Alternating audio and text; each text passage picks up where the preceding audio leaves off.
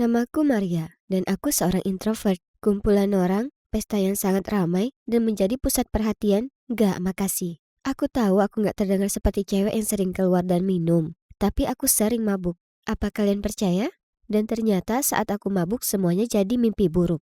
Ngeri. Semuanya dimulai beberapa tahun yang lalu saat sahabatku Kimberly mengadakan pesta piyama untuk ulang tahunnya. Aku gugup tentang hal itu karena ada beberapa cewek yang gak aku kenal diundang. Tapi aku gak mau mengecewakan sahabatku, jadi aku ikut saja. Kami makan malam dulu, di pan pizza dan keju goreng. Yum. Lalu tiba-tiba perilakuku menjadi aneh. Aku gak bisa berhenti menertawakan setiap hal kecil. Lalu aku keliling rumah pura-pura jadi pesawat terbang dan menggantung kepalaku di jendela dan mulai melambaikan tangan ke orang asing yang lewat. Aku gak ingat semua ini, tapi salah satu cewek lain merekamku dan mengunggahnya ke halaman media sosialnya. Besoknya di sekolah, semua orang menunjuk dan menertawakanku. Ternyata video itu menjadi viral. Aku cuma gak tahu kenapa aku bertingkah seperti itu. Itu sangat di luar karakterku. Lalu segalanya jadi lebih buruk, jauh lebih buruk. Suatu kali saat aku selesai makan siang di kantin sekolah dan 15 menit kemudian saat aku keluar dari sana, aku mulai merasa pusing. Seorang cewek yang sering menatapku dengan jijik melewatiku dan aku membentak, "Apa yang kamu lihat?" Lalu aku menamparnya. Cewek ini terlihat merah. Jadi dia memukulku kembali. Seorang guru harus memisahkan kami, dan aku dikirim ke kantor kepala sekolah. Dia menuduhku sedang mabuk dan memanggil ibuku. Seperti yang bisa kalian bayangkan, ibuku sangat marah dan menghukumku selama sebulan penuh. Dan memotong uang sakuku karena dia kira aku pakai uang itu untuk beli alkohol. Aku bilang padanya kalau aku nggak minum alkohol, tapi dia nggak percaya aku. Aku sangat bingung. Aku nggak ngerti kenapa hal-hal aneh ini terjadi. Aku cuma ingin kehidupan yang tenang, jadi kenapa kepribadianku tiba-tiba berubah? Kemudian pada hari ulang tahun adik perempuanku, sekitar 10 menit setelah makan sepotong kue buah, tiba-tiba aku mulai berkeringat dan merasa pusing. Aku mulai tertawa tanpa alasan, mengobrol omong kosong, lalu jatuh dari tempat dudukku. Semua orang menatapku dengan bingung. Akhirnya, ibuku menyadari kalau ada sesuatu yang gak beres dengan badanku. Dia membawaku menemui banyak spesialis, tapi mereka gak tahu apa-apa. Kemudian akhirnya seorang spesialis memberiku diagnosis. Ternyata aku mengalami kondisi langka yang disebut auto-brewery syndrome. Ini menyebabkan sistem pencernaan secara otomatis memfermentasi secara endogen. Kemudian ketika aku mengkonsumsi gula atau pati tubuhku menghasilkan alkohol yang membuatku mabuk. Untuk mengontrol serangan mabuk yang tiba-tiba seperti itu, aku harus secara drastis mengurangi makanan bergula dan bertepung serta minum obat. Seperti yang bisa kalian bayangkan, gak bisa makan jenis makanan ini sama sekali gak menyenangkan. Aku suka permen dan coklat, dan aku suka pretzel. Yang kebetulan salah satu makanan yang paling banyak mengandung pati di luar sana. Ini membuatku sangat kecewa. Selama 2 tahun hidup dengan kondisi ini, aku sudah terbiasa. Aku sudah menemukan pengganti makanan seperti kentang goreng dan roti paleo. Ini bisa merepotkan di restoran karena aku benci dilihat sebagai pelanggan yang aneh dengan daftar permintaan yang panjang. Tapi gak selalu seburuk itu karena aku akhirnya tahu bagaimana mengontrol asupan gulaku. Jadi kukira aku udah belajar jadi remaja normal dan menjalani kehidupan yang cukup normal. Ya, setidaknya sampai aku berakhir menyukai seorang cowok lucu dari kelasku bernama Scott. Jadi cewek pemalu kayak aku, tentu aku gak bisa mengatakan perasaanku kepadanya. Tapi kupikir sindrom langkaku bisa membantuku melakukan ini. Jadi di pesta ulang tahun Kimberly, ketika Scott memberikanku sepotong kue coklat, langsung kuambil dan kumakan. Dalam waktu singkat, aku mulai merasa lebih percaya diri. Dan gak lama kemudian, aku berani meminta lagu dan bernyanyi dengan percaya diri di depan semua orang. Aku pilih menyanyikan lagu Harry Styles, Adore You. Dan aku mendedikasikannya untuk sahabat terbaikku Kimberly. Tapi ketika aku menyanyikannya, aku melihat ke arah Scott. Malamnya, Scott mengirimkan pesan untuk menanyakan apa aku sudah pulang, lalu kami ngobrol terus. Tapi keesokan harinya, ketika Scott memanggilku di koridor, aku cuma berani menyapanya dengan senyum canggung sambil malu-malu. Karena kekurangan gula, aku kembali menjadi cewek pemalu seperti biasa. Kemudian di pelajaran literatur Inggris, guru mengelompokkanku dengan Scott untuk menampilkan pertunjukan klasik Shakespeare. Dia memainkan peran Romeo dan bertanya apa aku ingin menjadi Juliet. Oh, untuk cewek pemalu, pendiam, dan gagap sepertiku, tampil di depan seluruh kelas sepertinya gak bisa kubayangkan. Tapi aku gak mau orang lainnya jadi Julietnya. Jadi aku memberanikan diri dan bilang ya. Jadi sebelum setiap latihan dan tentu saja pertunjukan resmi, aku makan beberapa permen. Penampilannya sangat sukses dan setelah itu Scott mengajakku pergi ke pesta ulang tahun temannya bersama dengannya. Aku sangat cemas, tapi kupikir jika aku mabuk karena makanan, semuanya akan baik-baik saja. Selama pesta, aku sangat gugup dan merindukan kepercayaan diri saat aku makan terlalu banyak permen dan buah-buahan seperti yang sering kulakukan. Biasanya aku tahu berapa banyak yang harus dimakan, jadi masih bisa kontrol. Tapi karena gugup aku jadi berlebihan. Sisa malam itu sangat kabur. Tapi Scott bilang kepadaku kalau aku tertawa seperti orang gila, berjalan miring, dan aku bahkan memeluk leher temannya Freddy dan mencium pipinya. Yang menyebabkan pacar Freddy menamparku di depan semua orang. Meski Scott marah padaku, dia tetap mengantarku pulang. Aku mencoba mengucapkan permintaan maaf kepadanya, tapi aku sangat mabuk sampai aku muntah di pangkuannya. Aku malu sekali. Tetap saja, sebagai cowok yang manis, dia mengantarku masuk dan ibuku membawaku ke tempat tidur. Lalu ibu menjelaskan kondisiku kepadanya. Ketika kami bicara selanjutnya, dia benar-benar memahami dan berkata kepadaku kalau dia menyukaiku apa adanya. Dan bahwa aku gak perlu makan makanan yang buruk untuk merasa lebih percaya diri. Aku tahu aku salah menyalahgunakan kondisiku. Versi diriku yang mabuk dan percaya diri adalah kekacauan yang sembrono dan aku gak mau menjadi dia lagi. Kadang-kadang terasa sulit terutama karena aku merasa acara sosial sangat canggung dan tidak nyaman. Tapi aku tahu aku harus mengikuti petunjuk dokter untuk bisa mengontrol kondisiku. Sekarang aku coba bangun kepercayaan diri daripada cuma mengandalkan semburan kepercayaan palsu yang diberikan makanan bertepung kepadaku. Aku tahu ini gak mudah. Tapi sekarang aku menyadari kalau ada banyak orang di luar sana yang menyukaiku.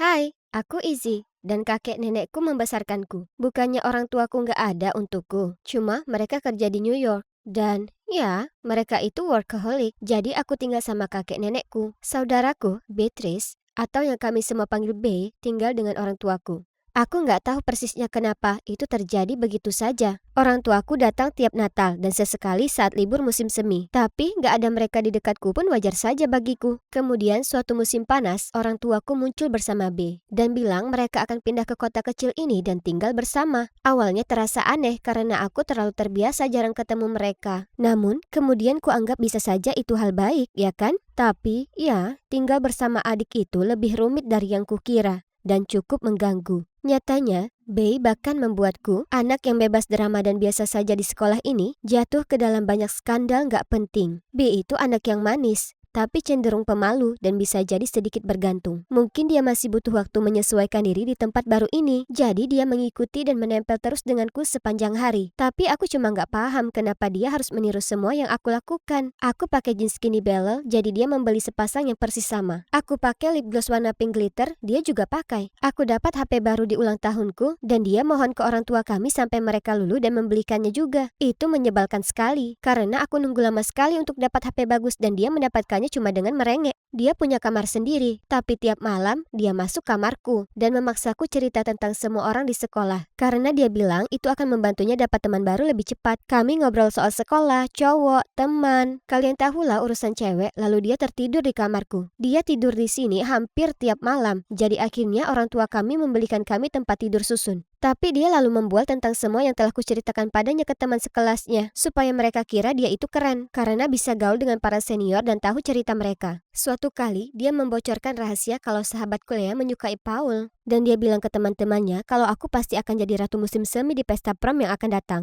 Apa? Aku bahkan gak terpikir mencobanya. Gak akan pernah. Aku gak tertarik dengan perhatian macam itu. Dan jelas saja, rumor itu tersebar. Lea melabrakku marah-marah dan sebagainya. Bilang kalau dia nggak mau jadi temanku lagi. Aku mencoba jelaskan padanya, tapi dia nggak mau dengar. Dan di sepanjang hari itu, tiap kali aku berjalan melewati lorong, cewek-cewek populer akan menyeringai padaku dan bilang, "Kamu pikir kamu siapa? Serius nih, seakan-akan kamu bisa jadi ratu musim semi?" Aku benci ini. Aku hanya ingin punya kehidupan yang wajar dan tenang di sekolah. Aku nggak suka perhatian seperti ini. Aku juga nggak mendambakan jadi ratu musim semi. Ini membuatku sangat marah. Jadi di sore harinya, aku mendatangi kelas B saat istirahat, menyeretnya ke samping dan menyuruhnya berhenti mengacaukan hidupku dengan mulut besarnya itu. Aku nggak punya cukup waktu untuk bicara tentang apa yang terjadi sebenarnya, karena aku harus kembali ke kelas. Tapi ku tegaskan maksudku dan memberinya tampang sini sebelum aku pergi. Dia tampak cukup ketakutan. Kuhentakkan kaki kembali ke kelasku, tapi emosiku ini nggak berlangsung lama. Selama kelas sastra Inggris, guruku memasangkan aku dalam sebuah proyek grup dengan 2 orang temanku dan Andy. Cowok terimut yang pernah ada. Ini adalah alasan sempurna untuk menggunakan waktu belajar grup untuk mengatur pertemuan di rumahku. Rencananya ditetapkan. Aku cuma perlu pulang, pakai pakaian tercantikku dan tunggu mereka datang. Aku sangat gugup sampai aku nggak begitu permasalahkan tentang perseteruan dengan adikku lagi. Aku bersemangat bilang kalau Andy akan datang, dan dia membantuku merapikan kamarku dan mengepang rambutku. Mereka datang dan belajar pun nggak berlangsung lama. Gak lama kami nonton film dan main permainan. Kemudian Bi mengusulkan kami bermain 7 menit di surga. Itu sangat kekanak-kanakan, tapi tampaknya yang lain tertarik. Lagi pula, menurutku itu bisa menguntungkanku dan Andi. Kami putar botol untuk memilih, dan saat itu giliran Andi, Bi memintanya memutarkan untuknya. Kemudian dia mengernyit padaku dan Andi. Kemudian yang menakutkanku adalah botol itu mengarah padanya. Apa itu tadi? Apa dia sedang mencuri gebetanku juga? Cewek manja ini. Dia dan Andi masuk ke dalam lemari, dan setelah 7 menit yang menyiksa, mereka keluar sambil senyum-senyum. Aku sangat marah, tapi aku tetap bersikap cool sampai mereka pergi. Kemudian aku berteriak pada Bi, dia itu cewek parah dan licik. Sebaiknya menjauh dariku. Emosiku memuncak. Ibu sampai datang dan menyuruhku berhenti. Ku banting pintu kamarku dan bahkan menempatkan meja rias di depannya, supaya Bi nggak bisa masuk. Hari berikutnya, dia mencoba minta maaf padaku. Tapi ku acuhkan. Dia bahkan meninggalkan permen batangan di atas bantalku, tapi cuma ku lempar ke sampah. Yang bikin masalah makin buruk, Andi mendatangiku di sekolah dan cerita betapa seru waktu yang dia habiskan di rumahku dan betapa kerennya Bi. Apa? Jadi, apa tepatnya yang dilakukan mereka berdua di dalam lemari? Ini mengerikan. Lalu hari pesta prom pun tiba. Aku nggak punya pasangan kencan. Lea masih nggak mau bicara denganku. Dan menghindari Bi di rumahku sendiri sungguh melelahkan. Lalu, Lea menelponku dengan gembira dan cerita padaku, Paul mengajaknya ke pesta prom. Aku sangat senang untuknya dan kami berbaikan. Dia mengundangku untuk bersiap pesta prom di rumahnya. Ku kemasi gaunku, makeupku, tapi pensil alisku hilang. Aku bergumam, "Ih, Bi, pasti dia sudah mengambil punyaku lagi." Aku tahu dia sedang latihan renang, jadi ku periksa lacinya mencari perlengkapan makeupku. Tapi gak ada. Lalu kulihat sesuatu di bawah bantalnya. Kelihatan seperti ujung pensil yang hitam. Pasti itu. Ku keluarkan, tapi ternyata itu bukan pensil alis. Hanya pulpen biasa. Pulpen itu di tengah-tengah buku catatan. Karena penasaran, ku keluarkan buku itu. Dan itulah saat aku sekilas melihat namaku di halaman yang terbuka. Jadi, ku ambil untuk melihatnya. Itu buku hariannya. Ku baca beberapa halaman pertama. Dia bilang kalau dia sangat menyayangiku. Dan dia senang akhirnya bisa tinggal di rumah yang sama denganku. Kutemukan ada halaman tertentu yang agak robek. Itu hari di mana aku membentaknya. Kulihat bekas air mata mengering pada kata-katanya. Dia nulis di mana dia kira aku itu cantik dan akan memenangkan titel Ratu Musim Semi. Dan gimana dia hanya membantuku dan Andi agar bisa bersama. Jadi dia sarankan permainan 7 menit. Dan dia mencoba mengarahkan botolnya padaku, tapi meleset. Dan saat dia di dalam lemari bersama Andi, dia hanya berkata hal-hal baik tentangku kepadanya. Dan dia juga mengetahui kalau Andi punya perasaan terhadapku. Juga, dia menulis kalau tidur sendirian itu menakutkan sekali, tapi dia nggak mau menggangguku lagi. Dia bilang dia sudah mengacaukan semuanya dan berharap bisa kembali ke rumah lamanya. Aku merasa sangat bersalah, dan aku terus nangis sepanjang jalan ke rumah Lea, lalu ceritakan semua padanya. Aku nggak punya mood untuk pesta prom lagi, jadi walaupun semua orang memuji gaunku, aku nggak merasa nyaman dengan diriku sendiri. Andi datang di hadapanku dan mengajak berdansa, tapi aku nggak bisa berhenti memikirkan Bi. Aku minta maaf ke Andi atas moodku buruk. Dan dia sangat pengertian. Kami akhirnya jalan-jalan di luar, dan aku curhat padanya gimana aku sudah salah paham dengan adikku. Tapi tiba-tiba, kulihat dia dengan teman-temannya di bilik foto di pintu masuk. Mereka kelihatannya sedang bersenang-senang, kecuali B. Dia kelihatan sangat sedih. Kuraih tangannya dari belakang. Dia menoleh, terkejut, lalu segera mundur dan beranjak pergi. Tapi kuhentikan dia dan bilang padanya aku menyesal. Kupeluk dia dan kami berdua menangis. Dan lanjut meminta maaf satu sama lain. Lalu tiba-tiba ku dengar namaku di mikrofon di ruang acara. Lalu dia berkata, "Ayo sana, pasti kamu dinobatkan jadi Ratu Musim Semi. Sudah kubilang kan?" Ternyata aku bukanlah Ratu Musim Semi. Tapi memang aku jadi prom court yang menurutku cukup keren. Aku sangat keliru pernah marah ke Bi. Dia nggak pernah bermaksud membuat masalah. Aku tahu itu. Kemudian malam itu, Lee dan Paul datang dan berterima kasih ke Bi. Karena pada dasarnya karena dialah mereka pacaran. Kemudian Lea mengedip ke Andy yang berdiri di sebelahku dan berkata, "Kamu juga harus terima kasih ke Bi, karena sepertinya kita punya pasangan lain di sini." Canggung sekali. Jadi kami berdua cuma mengangkat bahu dan pura-pura nggak paham apa yang dia maksud. Kami habiskan sisa malam itu dengan berdansa dan bersenang-senang. Rasanya menyenangkan sekali ada sahabatku dan adikku kembali ke kehidupanku. Aku sekarang sadar kalau memiliki Bi denganku selama ini gak terlalu buruk. Ya, dia memang kadang menjengkelkan, tapi yang dia ingin hanyalah kakaknya ada di dekatnya. Dan kurasa aku harus akui kalau aku juga suka ada adik kecilku ini di dekatku. Aku berjalan santai menyusuri lorong, sedang memikirkan urusanku sendiri saat kurasakan hembusan angin sejuk bertiup melalui lorong. Aku menoleh untuk melihat, dan oh, itu Natasha. Aku tak berniat menatap matanya, tapi kulakukan itu. Oh tidak, apa dia akan memukulku? Panik, segera aku menatap ke arah kakiku. Jantungku berdebar-debar ketakutan, dan di dalam benakku terus kuulangi. Tolong jangan sakiti aku, tolong jangan sakiti aku. Tapi yang melegakan, dia berjalan melewatiku. Hai, aku Markus, dan kalian pasti bertanya-tanya kenapa aku sangat takut dengan cewek itu, ya kan? Nah, ada alasan kenapa nama panggilannya diam tapi mematikan. Dia itu cewek tertinggi di sekolah, seram, dan tak pernah berucap sepatah kata pun. Sekolah penuh dengan rumor tentangnya, seperti bagaimana anak terakhir yang berulah dengannya berakhir di IGD. Tak seorang pun, dan maksudku, tak ada seorang pun yang boleh menatap matanya, tidak kecuali mereka ingin berakhir tak sadarkan diri. Aku pastinya dapat keberuntungan bisa lolos. Syukurlah tak semua cewek di sekolahku semenyeramkan Natasha. Tidak, sebaliknya ada cewek yang sangat imut bernama Naomi. Dia cantik, manis, dan lembut. Hanya saja, dia juga sangat populer dan pacaran dengan Nicholas, kapten tim basket. Jadi, kusimpan sendiri saja perasaanku dan melanjutkan hidupku. Tapi tunggu, mana buku harianku?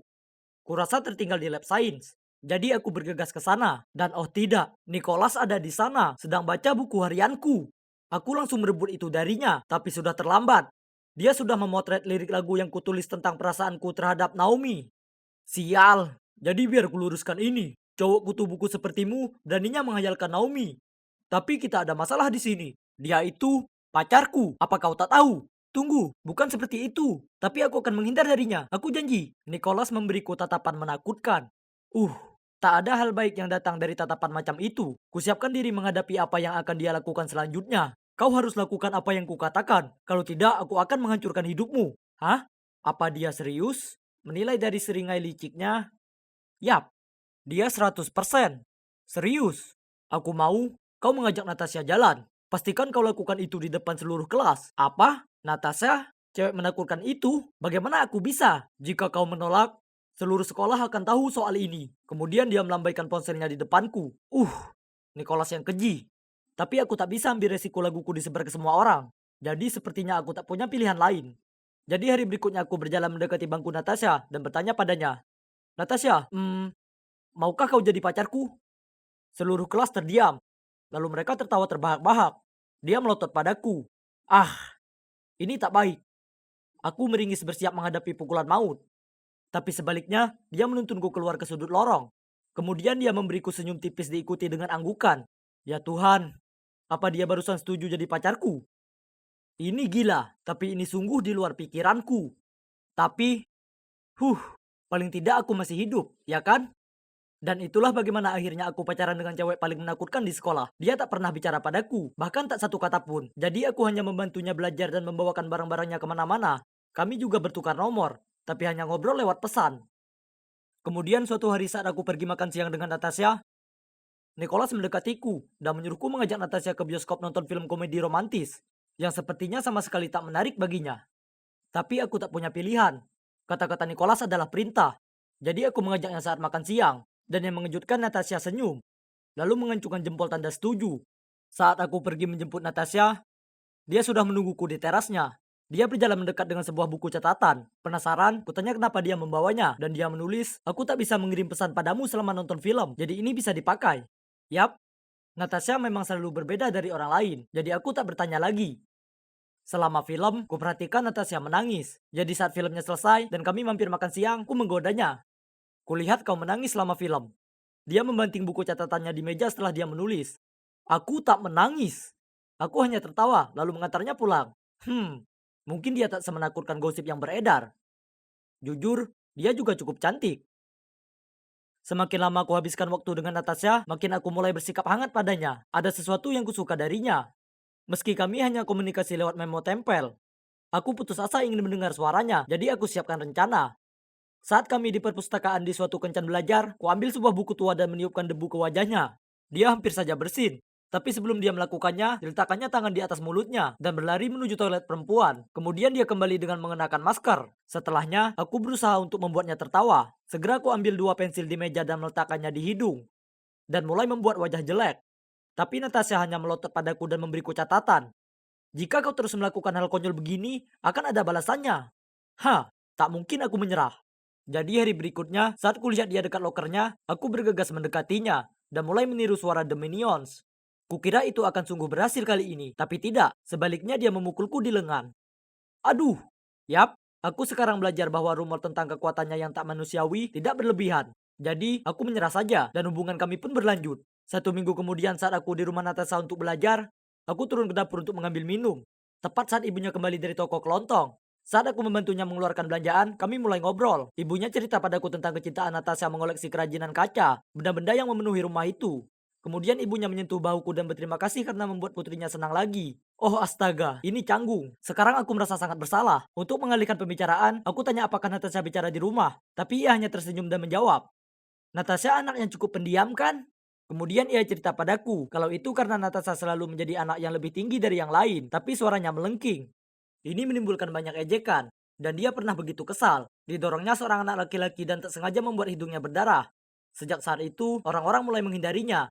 Jadi dia menarik diri dan tetap diam. Mendengar ini membuatku merasa sangat bersalah. Apa yang kulakukan itu keliru, dan Natasha tak pantas dapatkan ini. Lalu ibunya mengatakan sesuatu yang sangat membuatku kaget. Di SMP, ada gadis bernama Naomi ini yang bersikap buruk ke siapapun. Komentar jahatnya makin menjadi, sampai suatu kali Natasha tak mau sekolah berminggu-minggu lamanya. Hah? Naomi? Naomi yang sama dengan yang ku kenal? Tak mungkin.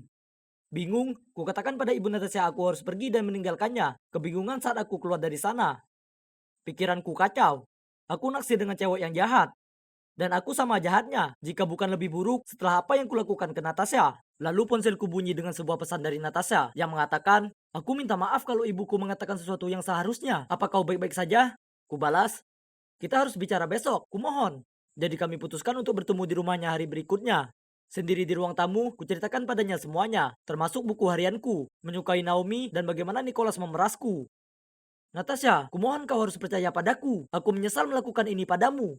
Kulihat tatapan terluka di matanya. Kemudian dia melemparkan catatan padaku dan lari ke kamarnya. Catatan itu memberitahuku untuk pergi. Tapi sebelum kulakukan, aku berdiri di balik pintunya. Aku tak berharap kau memaafkanku. Tapi aku tak bisa lanjutkan hubungan kita dalam kebohongan. Dengar, aku menyukaimu dan tak mau menipumu lagi. Setelahnya, aku pergi dan aku juga mengirim pesan ke Nicholas kalau aku tak peduli dia beritahu semua orang. Aku sudah selesai jadi bonekanya. Besoknya aku menyangka keadaan sekolah akan tak terkendali. Tapi yang mengejutkanku, tak ada yang terjadi. Sebaliknya, kulihat Natasha sedang berusaha menyortir lokernya. Kerumunan orang berkumpul di sekitarnya dan Naomi mengejeknya. Bagaimana rasanya tahu kalau bahkan pacarmu lebih menyukai aku? Dia tak suka padamu. Natasha terus saja menatap bukunya, tapi aku bisa lihat kalau dia menahan air matanya. Geram, aku mendorong melewati mereka semua dan menyuruh Naomi berhenti. Dia hanya berkata dengan bercanda, kau tahu, kalau kau ingin pacaran denganku, kau bisa tanya saja. Kau tak perlu repot menghabiskan berbulan menderita dengan orang sawah raksasa ini. Kau benar, aku memang menyukaimu dulu saat kukira kau ini orang yang baik. Tapi sekarang aku tahu dirimu yang sebenarnya. Kau ini pecundang yang hanya merasa hebat saat mengorbankan kesengsaraan seseorang. Dan aku bisa tahu kenapa targetmu Natasha terus, karena dia punya dua hal yang kau takkan punya. Hati yang sungguh tulus dan jiwa yang penuh kasih. Setelah itu, ku tarik Natasha pergi dan ku katakan padanya betapa aku menyesal. Tapi dia bahkan tak melirikku dan hanya berjalan pergi. Beberapa hari kemudian setelah kelas olahraga, aku hendak pergi ke ruang lokerku saat teman sekelasku dan tim mendatangiku. Markus, tolong bantu aku bawa peralatan olahraga ini ke gudang. Aku sakit perut. Dia memegangi perutnya lalu segera berlari pergi. Tanpa banyak pikir, ku kemasi peralatan dan membawanya ke gudang. Segera setelah kuletakkan, kusadari kalau Nicholas, Naomi, dan beberapa cowok dari tim basket sedang menungguku di sana. Oh Markus, apa kau benar suka dengan Natasha? Yang aneh itu, aku tak menyangka itu. Dan kemudian sekelompok itu mulai tertawa terbahak-bahak. Kau tak berhak berkata seperti itu padanya. Lihat dirimu sendiri. Wah, apa kau membelanya? Lalu dia menoleh ke Nicholas. Sayang, tunjukkan padanya siapa bosnya di sini. Lalu dikeluarkannya ponselnya dan mulai merekam. Nicholas menyeringai, lalu menarik kerah kemejaku dengan satu tangan dan mengulurkan tinjunya ke arahku dengan tangan satunya. Aku berusaha berontak tapi tak bisa lepas. Dia terlalu kuat. Tahu aku akan tamat, kupejamkan mataku dan menunggu bogemnya. Tapi tiba-tiba muncul suara keras. Stop! Kubuka mataku dan melihat Natasha dan seorang guru berdiri di depan pintu. Ternyata dia tak sengaja dengar Dante membual tentang rencana Nicholas. Jadi dia datang menyelamatkanku. Aku melihat ke arahnya dengan penuh rasa terima kasih, tapi dia berpaling menghindari tatapanku. Sementara Nicholas buru-buru melepas kerah bajuku dan berbohong ke guru kalau kami hanya ngobrol. Tapi tentu saja, ia tak mempercayainya dan menyuruh mereka semua ke ruang penyelia. Setelah insiden itu, Nicholas, Naomi dan anggota tim basket yang lainnya diskors dari sekolah selama 2 minggu. Mereka pantas mendapatkannya. Tapi siapa peduli? Aku punya hal yang lebih penting di pikiranku, seperti memenangkan kembali Natasha. Aku tahu hari ulang tahunnya sebentar lagi, dan ingat betapa sukanya dia dengan kerajinan kaca. Jadi kubelikan dia figurin kaca slop Cinderella, bersama tiket prom senior dan kartu bertuliskan, "Terima kasih dan selamat ulang tahun. Aku tahu yang kau lakukan tak berarti kau memaafkanku, tapi aku ingin jadi pacarmu sungguhan. Jadi ku tinggalkan untukmu tiket prom senior. Jika kau datang dan dansa denganku, maka aku tahu kau memberiku kesempatan lain. Jika tidak, maka aku tahu ini sudah berakhir. Tapi ingat, kau orang yang spesial dan layak dapatkan yang terbaik." Malam di mana prom tiba, aku terjebak di sana sendirian merasa seperti orang bodoh. Ini menyebalkan, tapi setelah apa yang kuperbuat, ini pantas kudapatkan. Aku tak ingin berada di sini tanpanya. Jadi aku bersiap pergi. Tapi kemudian teman sekelasku menepukku di pundak dan memberi tanda agar aku berbalik. Ya Tuhan, itu Natasha dengan gaun merah tua yang paling indah. Dia jalan mendekatiku lalu mengulurkan tangan yang mengajakku berdansa. Dan tentu saja, aku diterima. Saat lagu berakhir, dia mencondongkan badannya dan berbisik padaku, "Terima kasih, pahlawanku." Bisa dikatakan kalau itu merupakan malam paling membahagiakan dalam hidupku. Karena malam itu membawaku mendapatkan pacar terbaik yang pernah ada. Oh, dan sebenarnya suaranya sangat imut. Meskipun dia merasa kesal padaku saat kuberitahu dia itu. Haha. Tidak, sekarang ambil uang busukmu dan turun dari kapalku. Ini memang bukan hari mujurmu. Dia orang kelima yang sudah menolak kita. Sepertinya tak ada satupun yang mau pergi ke pulau itu. Oh, hai yang di sana, Juliet di sini. Sudah 2 tahun sejak ayahku menghilang tanpa jejak secara misterius saat dalam perjalanan kerja. Ayah menghilang begitu saja. Tapi bahkan ketika pihak berwenang mengkonfirmasi dirinya telah meninggal, tak bisa kusingkirkan firasat kalau ayah masih hidup di luar sana. Jadi, aku tetap mencarinya sejak itu. Nyatanya, beberapa hari yang lalu, aku menemukan sebuah petunjuk. Kalian tahu, aku kuliah di Institut Arkeologi, di mana kebetulan kutemukan peta kuno harta karun yang tersembunyi di pulau terpencil. Terdengar hebat, kan? Nah, ini semakin gila. Tepat di titik yang sama tempat harta karun itu dalam peta, ada simbol burung walet. Itu simbol khas ayahku. Dan inisial namanya RC juga tertulis di situ. Apa mungkin tak boleh buang-buang waktu? Jadi itulah bagaimana aku berakhir di sini di perkampungan nelayan dekat pulau itu dengan sahabatku Laila. Dia ikut serta karena sangat khawatir aku pergi sendiri. Baik sekali dia. Kalian tahu, ada rumor yang beredar di penduduk lokal kalau pulau itu terkutuk. Rupanya, orang yang berani menjelajah ke sana menghilang tanpa jejak. Itulah kenapa namanya Lost Isle. Tapi, ada satu kapal yang kembali dari sana dalam keadaan utuh. Milik Kapten Jack Butcher. Saat kembali, dia cerita ke penduduk lokal bahwa yang mengelilingi Lost Isle adalah tumbuhan karang dengan arus yang sangat deras. Jadi kebanyakan kapal akhirnya karam. Jiwa-jiwa mereka yang meninggal di sana terperangkap bertahun-tahun. Dan jadi roh jahat yang menjaga pulau itu dari orang asing. Tapi beruntung bagi Jack Butcher, dia kebetulan punya jimat Dewi Amphitrite untuk melindunginya dari semua badai di laut. Dan itu sungguh terbukti. Oh iya, aku dan Nela tetapkan dia orang yang tepat untuk pekerjaan ini. Jadi kami mendatangi bar lokal untuk mencarinya. Tolong beri aku satu kola lagi. Katanya di sela-sela cegukan. Laki-laki ini sudah mabuk. Aku lalu bertanya padanya apa dia bisa membawa kami ke pulau itu, tapi pelayan bar menimpali. Oh ayolah, hanya orang bodoh yang berani dekat-dekat Lost Isle. Tapi bukankah aman untuk pergi bersama Jack Butcher? Ku dengar dia terlindungi oleh dewa atau apa? Itu benar. Jack Butcher tiba-tiba meninggikan suaranya. Tapi jimat itu hanya ampuh saat kau di laut. Melangkah ke pulau itu adalah perkara lain. Lagi pula, roh yang menjaga pulau itu menakutkan. Aku tak cukup gila untuk kembali ke sana. Jadi jawabannya tidak. Tapi aku tak akan menyerah. Berapa banyak yang kau inginkan? 50.000 dan aku akan berkata ya. Dia tertawa. Kata-katanya membuat kami tercengang. Ayo kita pulang saja, ini buang-buang waktu. Dia jelas mencoba merampok uang kita. 50.000? Di mana lagi bisa kami dapatkan uang sebanyak itu? Tapi aku sudah begitu dekat dengan ayahku sekarang. Aku bisa merasakannya. Aku tak bisa menyerah di tengah jalan. Tiba-tiba, aku punya ide. Sebenarnya, kami ingin pergi ke pulau itu untuk temukan harta karun yang nilainya lebih dari 50.000 dolar. Jika kau bawa kami bagi 2 harta karunnya. Bagaimana menurutmu? Bagaimana aku tahu kau tak membual? Katanya. Jadi, kutunjukkan petanya. Butuh beberapa menit, tapi akhirnya dia menjabat tanganku dan kesepakatan sudah dibuat. Kemudian dia bilang kami perlu pergi secepat mungkin. Kalau tidak, orang lain akan berusaha mengalahkan kita untuk harta karun itu.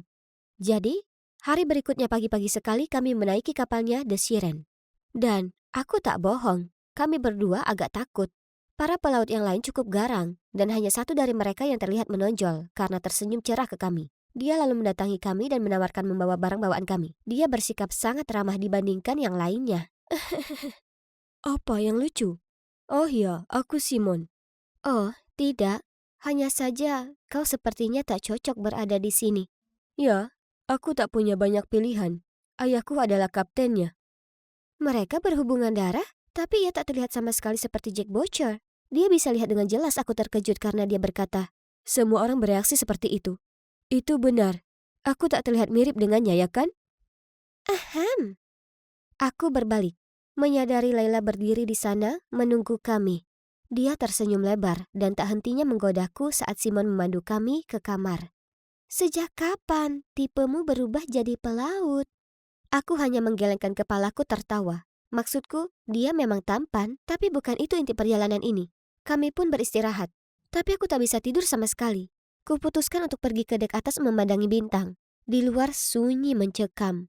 Tapi tiba-tiba ku dengar suara yang datang dari sisi lain kapal. Aku segera pergi melihatnya dan temukan Simon sedang bersandar di pinggiran. Dia mungkin kesulitan tidur juga. Jadi kami akhirnya ngobrol semalaman dan kuceritakan padanya kenapa aku harus pergi ke Long Isle. Dia menatapku dan berkata, Aku yakin kau akan temukan ayahmu. Aku tahu kau bisa melakukannya. dia tampak begitu tulus dan hangat, benar-benar membuat jantungku berdebar. Menjelang siang esok harinya, kami sampai di pulau itu. Dan ternyata pulau itu sama mengerikannya seperti apa yang dikatakan Jack Butcher. Deretan batu-batu terjal menjulang dari laut. Dengan ombak memecah begitu tinggi. Kupikir kami akan karam dalam sekejap. Kapal berguncang hebat. Tak kusangka kami akan selamat, tapi kami selamat. Setelah hampir menabrak bebatuan beberapa kali, kami akhirnya berhasil melewatinya. Dan tak pernah aku sebahagia ini melihat daratan. Bagaimanapun, masih ada banyak rintangan di depan. Di malam pertama di pulau itu, aku meringkuk di tendaku saat ku dengar langkah kaki datang dari luar dan membangunkanku. Segera ku buka resletingnya untuk melihat siapa di sana. Dan itulah saat kulihat sosok gelap bergegas menuju ke dalam semak-semak. Aku sangat ketakutan. Aku berteriak dan membangunkan semua orang.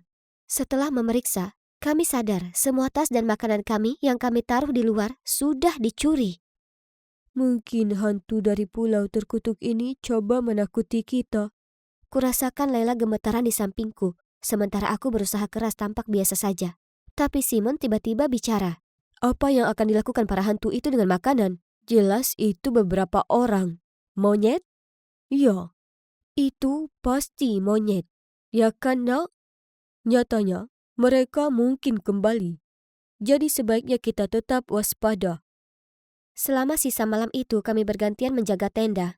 Lalu saat matahari muncul, kami mengemasi tenda kami dan melanjutkan perjalanan melintasi hutan. Juliet, apa benar ada hantu di pulau ini? Hantu itu tak nyata, Laila. Aku memulai, tapi kemudian kudapati diriku sendiri berteriak. Kaki kananku terjatuh dan tiba-tiba aku jatuh ke dalam sebuah lubang. Untungnya Simon di dekat situ dan meraih lenganku tepat waktu. Segera ku tengok ke bawah dan melihat ada puluhan patok kayu yang runcing ada di dasar lubang. Apa-apaan ini? Tapi itu bukan satu-satunya jebakan. Saat kami melintasi pulau, kita semua sempat terjebak dalam jeratan. Dari jaring hingga perangkap kaki dari tali, pulau terkutuk ini punya trik tersembunyi. Untung, tak ada yang terluka parah, meskipun tetap saja itu sangat mengerikan. Malam itu, aku menuju tenda Simon untuk berterima kasih karena telah menyelamatkanku, dan segera saat dia melihatku, dia menarikku ke sudut tersembunyi dan berkata, Ada sesuatu yang perlu kusampaikan padamu. Aku bukan anak kandung Jack Butcher. Simon! Jack Butcher tiba-tiba berteriak dari jauh. Ayo ke sini. Sekarang juga. Aku akan bicara denganmu nanti. Sembunyikan kompas itu dan jangan bilang siapapun. Sebelum aku bisa mengerti apa yang sedang terjadi, dia pergi. Kejutan lain mengagetkanku saat kulihat simbol burung walet di samping inisial nama ayahku terukir di atasnya. Hah? Bagaimana dia dapatkan ini? Apa Simon kenal ayahku? Berjuta pertanyaan membanjiri pikiranku. Tapi saat itu Simon sudah pergi menjaga perkemahan dengan ayahnya. Keesokan harinya, setelah hampir tanpa tidur, kuputuskan aku harus mencari Simon dan mendapatkan jawaban. Saat aku mencari-cari dia, sekelompok orang asing turun dari pepohonan. Mereka seperti orang hutan dengan rambut dan jenggot lebat dan memakai pakaian compang-camping. Mereka mengelilingi perkemahan kami dan mulai mengancam kami. Aku sangat takut. Aku tak bisa bergerak. "Juliet, Layla, lari!" Simon berteriak dan aku berhasil tersadar. Kuraih tasku dan juga tangan Layla lalu lari mengejar Simon dan Jack Butcher. Kami akhirnya temukan sebuah gua dan berlindung di sana. Lokasinya tersembunyi jauh di dalam pepohonan dan kami berharap mereka tak akan temukan kami. Kami hanya keluar setelah kami yakin mereka sudah pergi. Aku bertanya apa kami sebaiknya pergi mencari kru yang lain, tapi Jack Butcher mengabaikan pertanyaanku dan hanya ada harta karun di pikirannya. Dia rela meninggalkan krunya. Dasar pria berdarah dingin. Dan iya, aku tak punya pilihan lain kecuali melanjutkan pencarian. Aku tak bisa ambil resiko ditangkap para barbar itu. Aku harus temukan ayahku. Jadi dengan enggan ku keluarkan petaku dan kami mengikuti arahannya. Peta itu membimbing kami ke kuil batu di tengah pulau. Satu persatu, kami masuk dan menuju ke dalam. Tiba-tiba, Jack Butcher menjerit. Sebuah anak panah terbang melewatinya, meleset sedikit dari pipinya. Ketakutan, dia berubah pucat dan memegangi dadanya. "Harta karunmu sebaiknya sebanding dengan semua ini. Kalau tidak..." Kami melanjutkan lalu melihat sebuah pintu. "Itu dia. Harta karunnya ada di balik ini." Jack Butcher berlari ke depan, membenturkan dirinya ke pintu. Kesabarannya sungguh mulai menipis. Sementara dia berusaha membuka pintu, kulihat ke sekitar mencari petunjuk tentang ayahku. Tiba-tiba, brak, aku berbalik melihat Jack Butcher jatuh berlutut. Dia berhasil membuka pintu, tapi di dalamnya hanya terdapat ruangan penuh vas berdebu, terkelupas dan berselubung sarang laba-laba. "Kau menipuku! Ku pertaruhkan nyawaku untuk masuk ke lubang pulau ini tanpa hasil apapun." Jack Butcher lalu menukik untuk menangkapku. Aku berusaha keras menghindarinya. Dia meremas leherku kuat-kuat. Aku tak bisa nafas. Kulihat ke arah Simon, minta bantuan. Dan dia mencoba menenangkan Jack Butcher. "Oh, diamlah.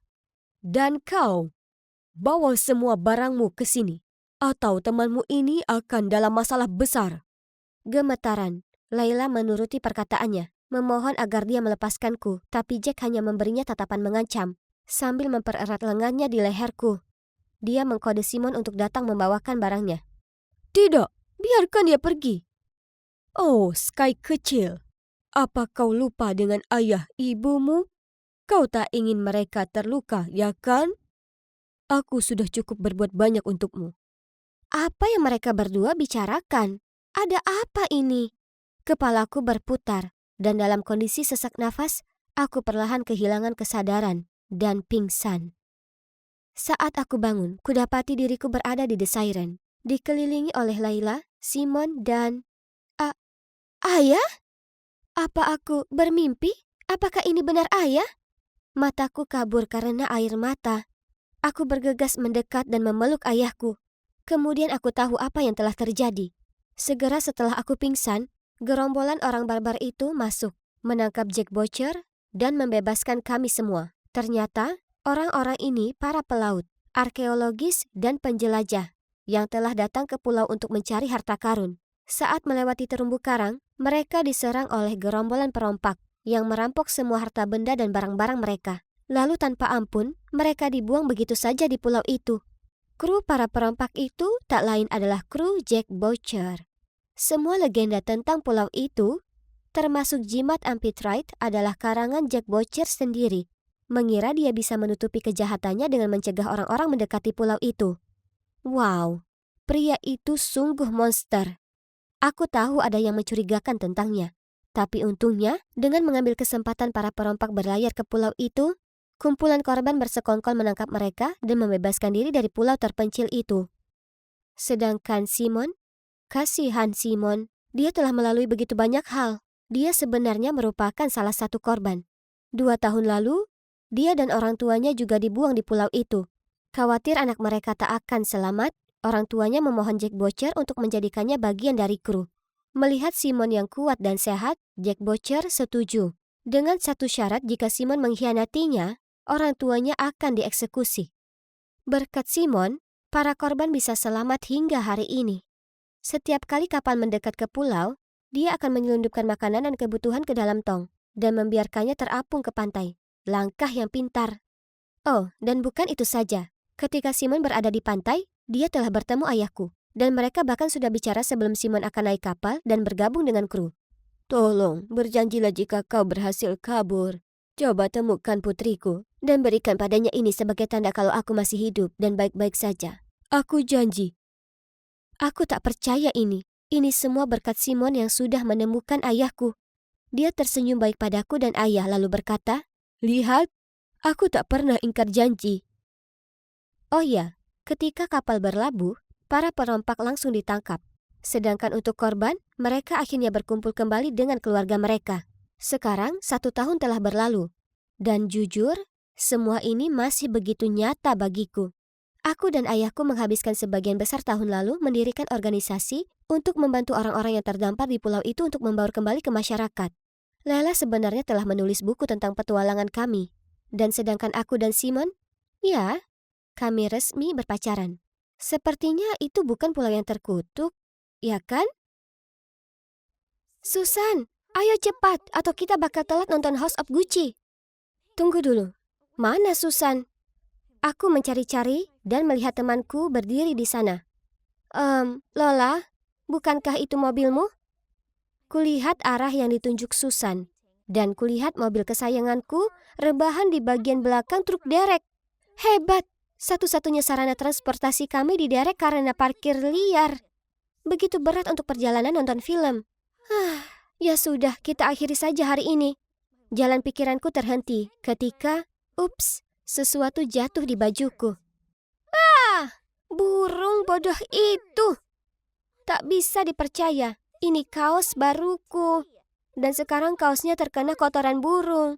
Oh ya, selamat datang di hari yang normal di hidup seorang Laura pembawa sial. Ya, aku sudah dijuluki itu sejak masih kecil. Semua kerabatku, kecuali orang tuaku, selalu ekstra waspada terhadapku.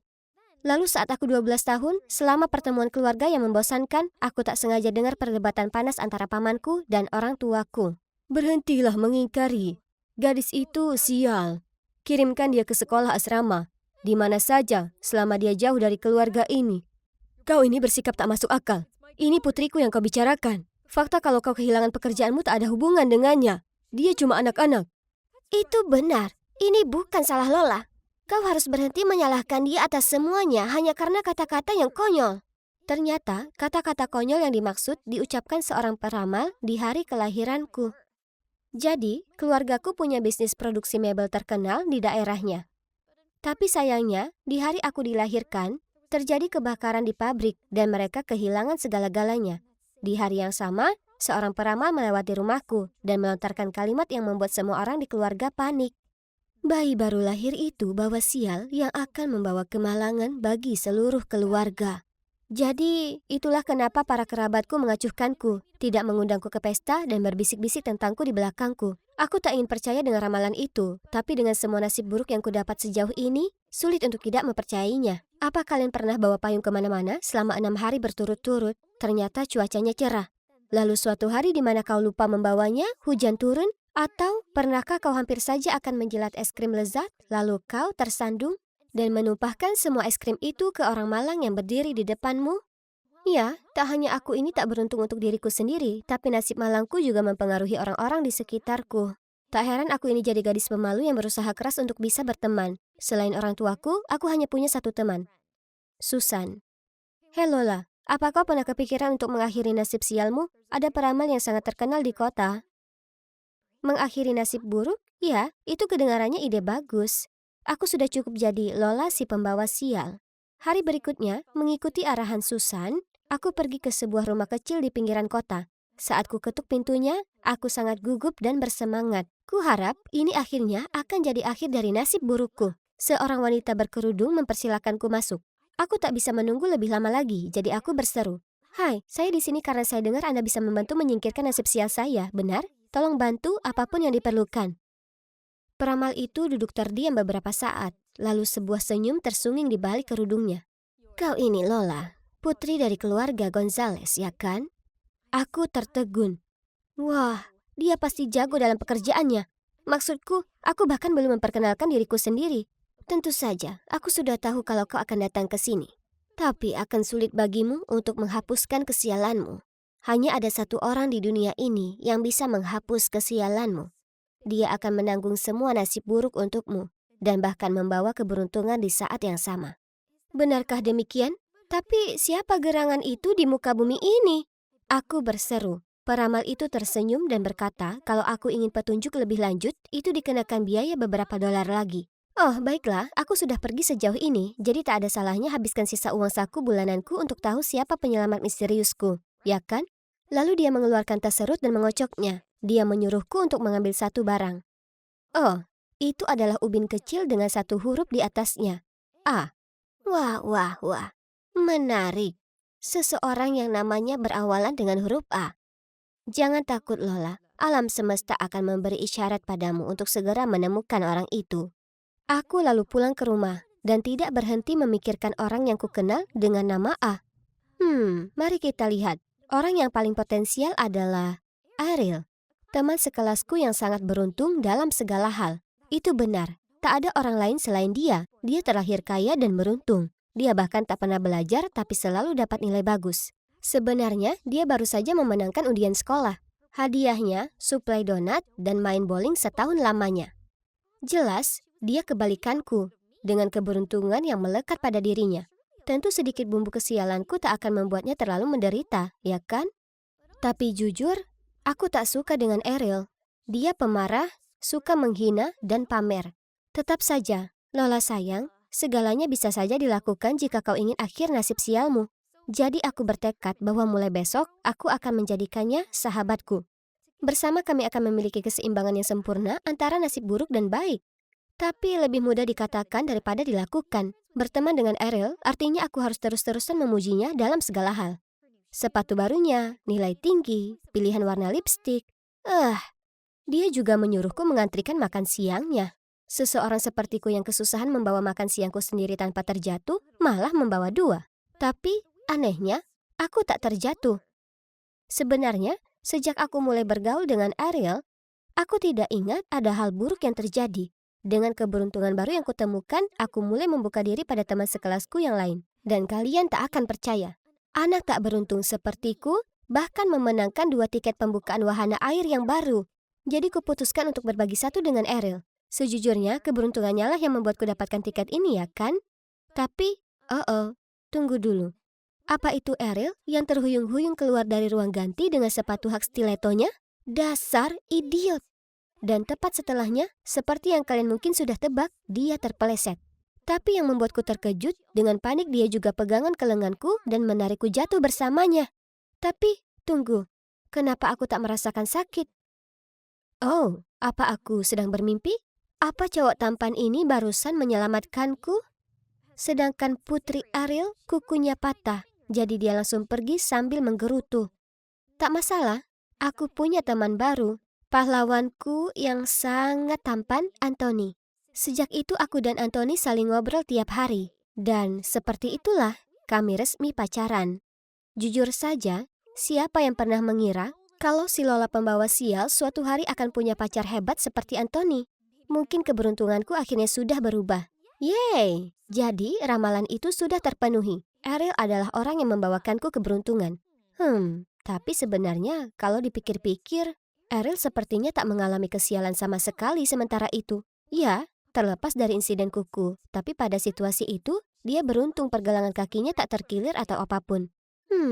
Mungkin kita semua sedang menaiki kereta keberuntungan untuk kali ini, tapi masih ada satu hal yang tak bisa ku mengerti.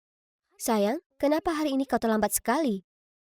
Maaf, babe, banku kempes di perjalanan. 2 kali. Ya, kalian bisa lihat. Dia pasti mengalami banyak sekali kesialan akhir-akhir ini. Tapi tunggu, Anthony juga namanya yang berawalan dengan huruf A. Apa mungkin Anthony lah yang menanggung nasib sialku, bukan Ariel? Oh tidak, ini tak mungkin terjadi. Lalu, selama beberapa minggu kemudian, kecurigaanku terbukti. Anthony kehilangan ponselnya. Dia salah mengumpulkan tugasnya, mengambil anjing yang salah dari dokter hewan, dan bahkan menabrak vas mahal baru milik ibunya. Prank! Aku bisa saja terus jadi pembawa sial, tapi aku tak mau orang-orang yang kusayangi menanggung derita ini untukku. Justru, aku perlu cara untuk membantu Anthony lepas dari hal ini selamanya. Mungkin dia bisa berteman dengan seseorang yang sangat beruntung, maka ini akan membalikkan nasib sialnya. Dengan rencana ini di pikiranku, ku atur piknik untuk kami berdua, lalu mengajak juga orang terberuntung yang ku kenal, Ariel. Awalnya, semuanya tampak berjalan sangat baik. Tidak ada hujan dan tidak ada semut menggerubungi sandwich kami. Tapi kemudian ku perhatikan Ariel terkekeh dan memainkan rambutnya saat dia menatap Anthony. Oh tidak, Ariel naksir pada pacarku. Masalahnya, semakin kulihat mereka bersama, bahagia dan aman dari kesialan, makin kusimpulkan kalau Anthony lebih baik tidak bersamaku. Jadi, aku mulai mengabaikan panggilan telepon dan pesannya, dan dengan sengaja menghindari tempat-tempat yang aku tahu dia akan berada. Semuanya berjalan lancar, hingga dia muncul di luar sekolahku. Lola, kenapa kau mengabaikanku? Apa salahku? Aku berpura-pura tak dengar apa-apa dan terus berjalan, tapi dia lari mengejar dan meraih pergelangan tanganku. Jadi aku berteriak padanya, "Tak ada, kau sempurna. Itulah kenapa aku berhenti bicara padamu. Aku ini pembawa sial, dan kau pantas dapat yang lebih baik." Dia memberiku pandangan bingung, jadi kujelaskan semua soal bagaimana nasib buruk selalu mengikutiku dan orang-orang terdekatku. Dan itulah kenapa aku mengatur kencan untuknya dan Ariel. Kau ini bodoh sekali. Apa kau sungguh siap membuang semua yang kita punya hanya karena sebuah ramalan bodoh? Ditambah, aku bukan objek yang bisa kau berikan begitu saja ke siapapun yang kau mau. Lalu dia bergegas pergi. Ini buruk sekali. Sekarang aku sudah kehilangan pacarku yang luar biasa, manis, dan penuh perhatian, dan aku hanya bisa menyalahkan diri sendiri. Kemudian malam itu, ibu masuk ke ruang tengah dan melihatku terpuruk di sofa menangis. Ia bertanya padaku ada masalah apa, dan kuceritakan semua tentang nasib burukku, si peramal, dan bagaimana aku kehilangan pacar karenanya. Kurasa ini waktunya untuk mengunjungi si peramal ini. Mungkin itu peramal dari semenjak kau lahir. Aku tak melihatnya saat itu karena aku di rumah sakit bersamamu. Jika memang benar dia, aku ingin tahu sekali kenapa dia memutuskan memberi begitu banyak beban di keluarga kita dengan kata-katanya yang tak masuk akal. Hari berikutnya, aku dan ibu pergi ke tempat si peramal. Ibu menarik cadar dari wajahnya dan menatapnya dengan terkejut. Ternyata mereka bersekolah bersama, dan dulu wanita ini iri dengan nasib baik ibuku. Kecemburuan yang tak pernah bisa dia lupakan. Jadi dia berusaha menyabotase ibu dengan mengatakan ramalan konyol itu tak hanya kepadaku, tapi juga pada seluruh keluarga kami. Memikirkan itu, sepanjang masa anak-anakku, kerabatku memperlakukanku seperti jimat sial. Jadi begitulah caraku bersikap. Aku mengasingkan diri, merasa tidak aman, dan tidak percaya diri. Mungkin energi negatifku yang membuatku tidak beruntung. Bukan ramalan bodoh itu. Lalu, apa yang terjadi selanjutnya? Nah, ibu memastikan seluruh kota tahu bahwa si peramal itu penipu. Dia menulis permintaan maaf secara terbuka kepada kami dan membayar kompensasi kepada kami. Sedangkan aku, kuputuskan bahwa ini saatnya untuk membuat keberuntunganku sendiri. Jadi, kutemui Anthony dan menyerahkan 2 tiket wahana air. Lalu minta maaf atas semua omong kosong tahayulku. Tampaknya dia menghargai tindakan itu dan memaafkanku. Jadi kita kembali bersama. Yeay! Mulai sekarang, yang ada hanya energi positif, pikiran yang bahagia, dan meraih peluang dalam hidup. Hal terpenting yang kupelajari adalah, jika kau lihat hidup ini indah, maka hidup ini akan selalu indah bagimu. Ya, ini ada banyak uang lagi yang perlu ditambahkan ke tumpukan itu. Oh, hey, aku Zoe. Seorang lulusan baru yang menjadi pekerja kantoran dengan gaji yang buruk. Aku hampir tidak mampu membayar makanan dan sewa, apalagi memikirkan utang kuliahku. Sebenarnya tidak masalah jika itu hanya aku, karena aku bisa hidup dari mie kuah. Tapi aku juga harus memikirkan Berdi, adik perempuanku. Oh, dia sudah kembali dari sekolah. Zoe, aku menemukan ayah hari ini. Hah? Aku menatapnya dengan senyum masam. Sebenarnya ini bukanlah hal baru. Soalnya orang tua kami meninggal saat Berdi masih balita, jadi sekarang dia ingin memiliki orang tua seperti teman-temannya. Dia sering berkata padaku, Zoe, kamu seperti ibuku, tapi Clara dan Polly punya ayah juga, dan aku menginginkannya. Dia begitu polos sehingga setiap kali dia melihat pria berwajah ramah di jalan, dia bertanya padaku, apakah itu ayahku? Ayo, sini. Bagaimana sekolah hari ini? Ayah sangat tampan dan dia tinggal di rumah besar. Ayo, aku akan membawamu menemuinya. Ya ampun, ini bukan cuma rumah, ini rumah besar. Bingung, aku hendak menanyai Berdi tentang hal ini. Tetapi dia mulai membunyikan bel berulang kali. Sebelum aku bisa menghentikannya, seorang yang tampak seperti kepala pelayan keluar dan dengan senang hati membawa kami masuk tanpa mempertanyakan apapun. Itu aneh. Aku meminum es tehku dan mengamati kemegahan tempat itu, menyerap energi yang kaya. Ketika tiba-tiba seorang pria yang sangat gagah berjalan mendekat. Itu dia, itu ayah. Hah?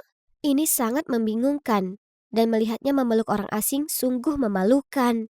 Aku berbicara dengan pria itu untuk mencari tahu apa yang terjadi. Dan rupanya dia bernama Harry dan dia berusia 22 tahun seumuran denganku. Hah?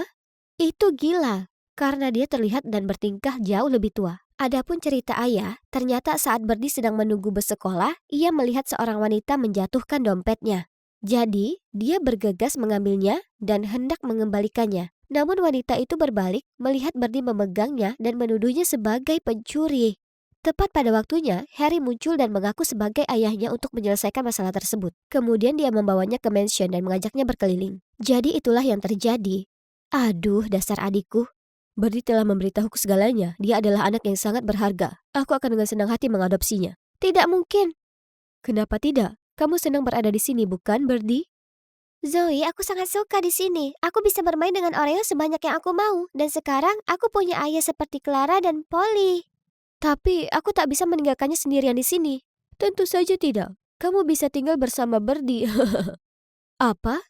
Kenapa orang sebaik itu tiba-tiba jatuh dari langit? Skeptis, aku memberitahu Harry aku butuh waktu untuk berpikir. Dia tersenyum dan menyerahkan kartu namanya dan menyuruhku menelponnya kapan saja. Apa ini? Harry Atkins, putra tertua dari ketua ETLAC Group. Luar biasa.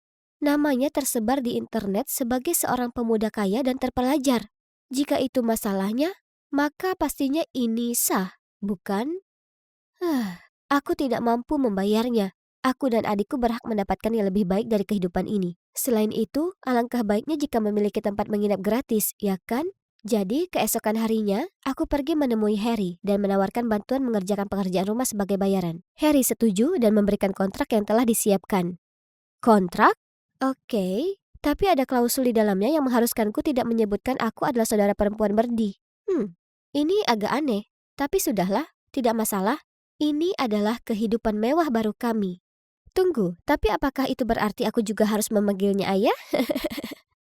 Jadi, ya, kehidupan baruku dimulai. Dan astaga, itu gila. Seorang pelayan memberikanku sarapan di tempat tidur dan mencuci semua pakaianku. Saking banyaknya membantu pekerjaan rumah tangga. Sebenarnya jumlah pelayan di rumah ini lebih banyak dibandingkan jumlah staf di kantorku. Jadi jelas tak ada lagi yang bisa kulakukan. Meski begitu, aku ingin berguna. Karena mendengar mereka terus memanggilku Nona membuatku merasa sangat malu. Namun, ternyata aku payah dalam pekerjaan rumah. Suatu kali aku memasukkan setelan bagus Harry ke dalam mesin cuci dan akhirnya merusaknya, yang membuatnya mondar-mandir di ruangan dengan marah. Selain itu, dia sepertinya tidak bisa mengatakan sesuatu yang baik tentangku. Selalu mengeluh tentang bunga yang aku beli, atau mengatakan muffin yang aku panggang selama berjam-jam terlalu kenyal. Dia membuang semua barang buatanku karena dia mengira itu sampah. Dasar pria yang kasar. Oh, tunggu, dia bahkan bukan laki-laki. Dia hanyalah anak keras kepala yang tidak peduli dengan perasaan orang lain. Sudah kubilang, kalau bukan karena Berdi dan kontrak itu, aku akan... Tapi itu hanya keluhan kecil. Secara umum, kehidupan kami di sini luar biasa. Berdi sangat bahagia dan melihatnya menjalani kehidupan terbaiknya membuatku tersenyum. Tapi tanpa aku sadari, ternyata ini seperti ketenangan sebelum badai. Badai Rachel, tunangan Harry yang bertunangan sejak kecil. Dia berasal dari keluarga kaya dan karena itu dianggap sebagai aliansi pernikahan yang cocok untuk keluarga Harry. Aku mendengar para pelayan di rumah mengatakan bahwa Harry adalah penerus perusahaan. Jadi ketika dia menikahi Rachel, perusahaan akan semakin berkembang. Begitu dia melihatku, Rachel terus bertanya pada Harry, "Hei, siapa ini? Kenapa dia di sini? Dan gadis ini juga, kenapa ada anak kecil di rumah?" "Siapa wanita menakutkan ini?" Mendengar itu, Rachel menatapku dari ujung kepala sampai ujung kaki. Kemudian bertanya padaku, "Kenapa kamu di sini? Bagaimana kamu kenal Harry? Kapan kamu pergi dari sini?" "Cukup." Sungguh melegakan. Harry turun tangan tepat pada waktunya, lalu menyeretnya ke ruang baca.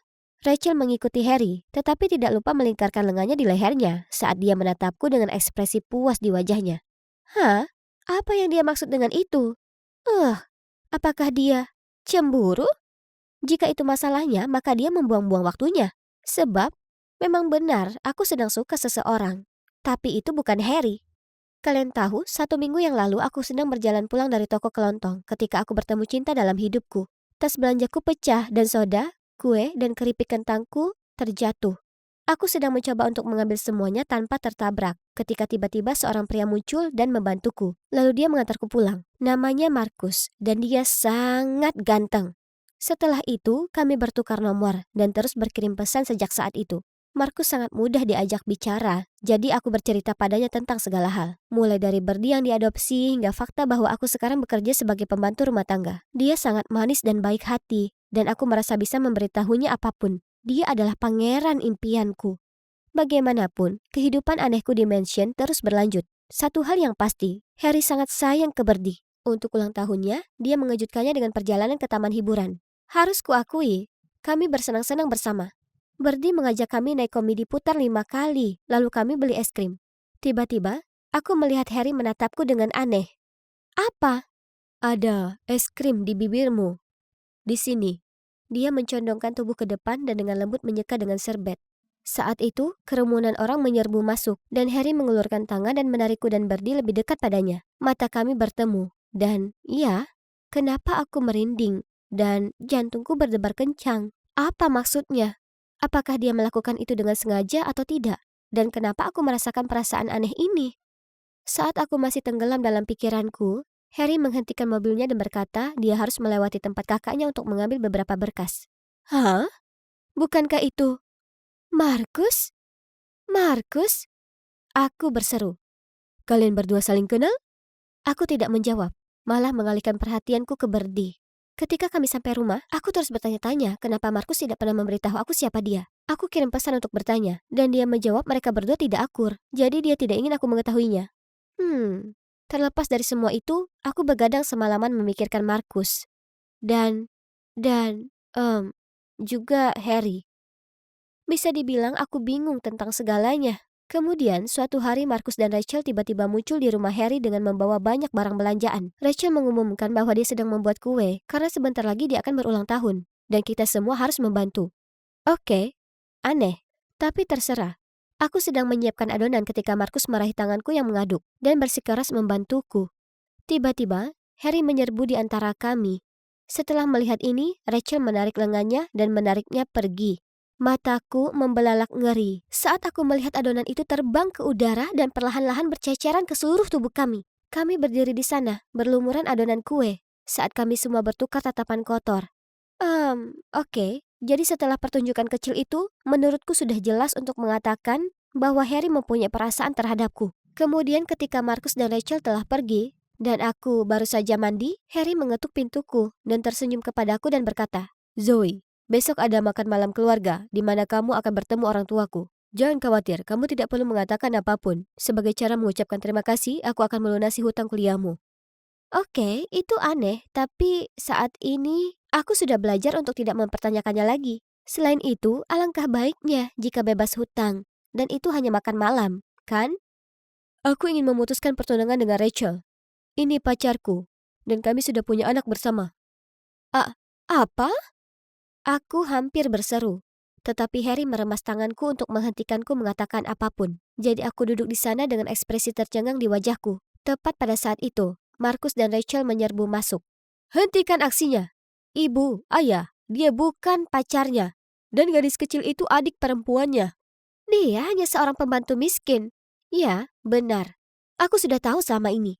Akulah yang menyuruh Markus berpura-pura menyukaimu untuk mendapatkan bukti. Ada apa semua ini? Ibu, ayah, menurutku pembohong seperti dia tidak seharusnya menjadi pewaris perusahaan kita. Pikirkan kembali keputusan kalian. Aku tidak mengerti. Apa yang terjadi di sini? Pacar? Anakku siapa? Pewaris dari apa?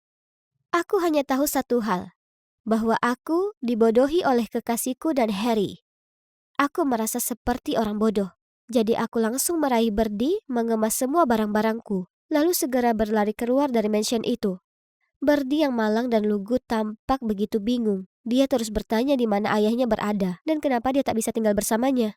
Aku mengambil saja sisa tabungan kami untuk menyewa apartemen kecil untuk kami berdua. Kehidupan kembali normal. Surat permintaan terakhir dan sebagainya. Inilah realita hidup kami. Aku tahu itu sekarang. 2 bulan terakhir seperti mimpi. Sudah waktunya untuk bangun. Tapi tetap saja, aku kesal setiap kali aku memikirkan bagaimana Harry telah membodohiku. Aku mencari tahu secara online dan melihat artikel tentang bagaimana Marcus mengambil alih perusahaan, namun akhirnya bangkrut karena pengambilan keputusan yang buruk.